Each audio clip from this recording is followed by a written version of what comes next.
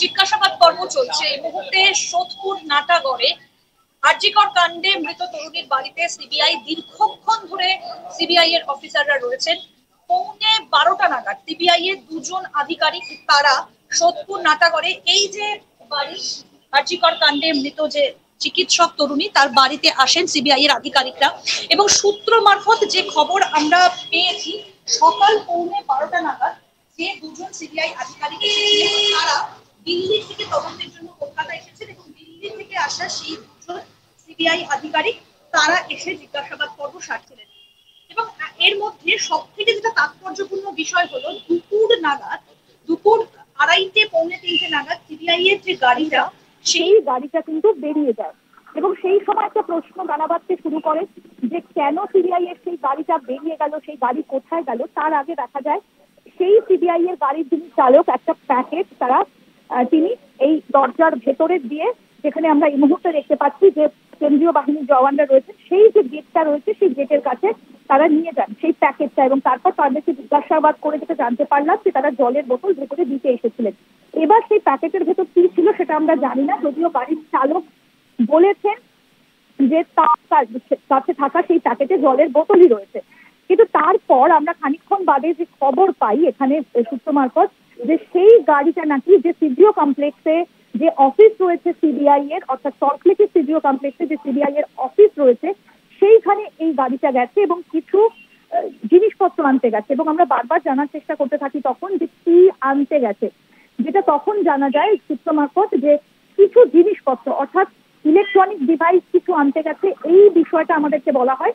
এবং তারপর আরো যেটা জানা যায় যে কিছু ব্যবহৃত সামগ্রী, এবার সেই ব্যবহৃত সামগ্রী কিভাবে সেখানে সিবিআই এর কাছে গেল, কি কি জিনিস রয়েছে সেগুলো কিন্তু তারা বলতে চাননি, তদন্তের সাথে তারা সেটা বলতে চাননি। তবে এটুকু জানতে পারা গিয়েছে যে বেশ কিছু ইলেকট্রনিক জিনিস তারা আনতে গেছিলেন এবং হতে পারে তার মধ্যে আর.জি. কর কাণ্ডে মৃত তরুণী যে চিকিৎসক তার কিছু জিনিসপত্র আনা হতে পারে। এবং তারপর আমরা দেখলাম যে খানিকক্ষণ আগে সেই গাড়িটা ফেরত এলো এবং বেশ কিছু জিনিসপত্র এলো।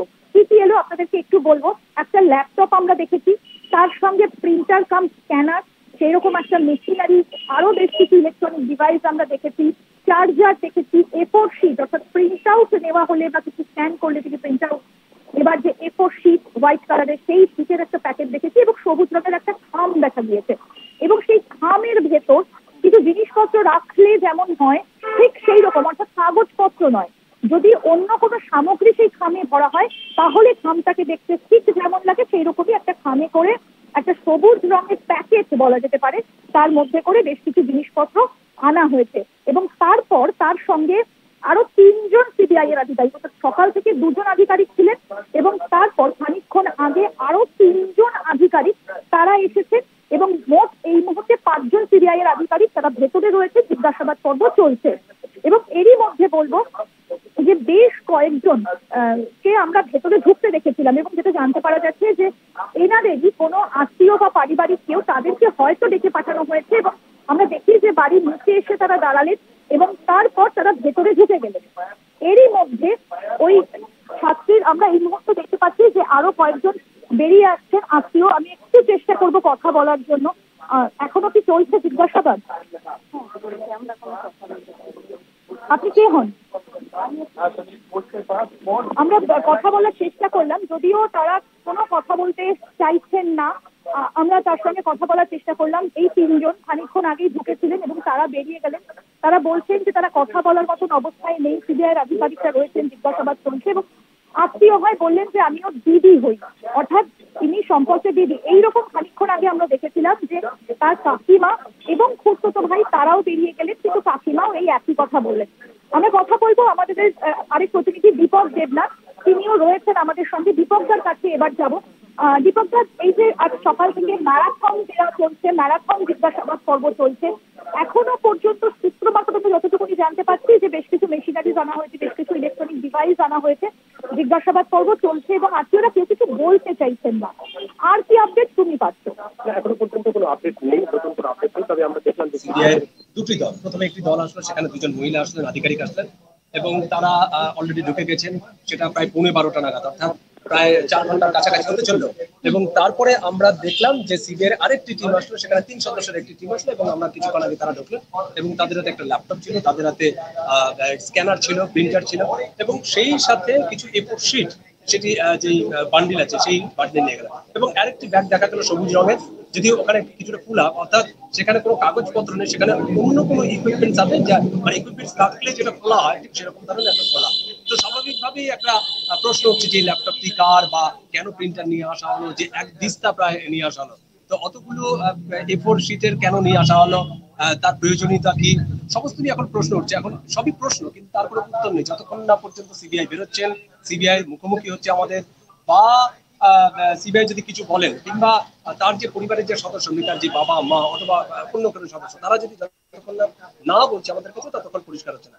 কিন্তু ইতিমধ্যে তুমি দেখলে যে মৃতার কাকি মানে কাকিমা বেরিয়ে গেলেন, আমরা প্রশ্ন করেছিলাম কিন্তু তিনি বলতে চাননি, এবং কিছুক্ষণ আগে মৃতার এক আত্মীয় দিদি সম্ভবত বেরোলেন, তিনিও এড়িয়ে গেলেন এবং তিনিও এতটাই শোকে মুহ্যমান হয়ে গেছেন, তিনি বলতে চাইছেন না।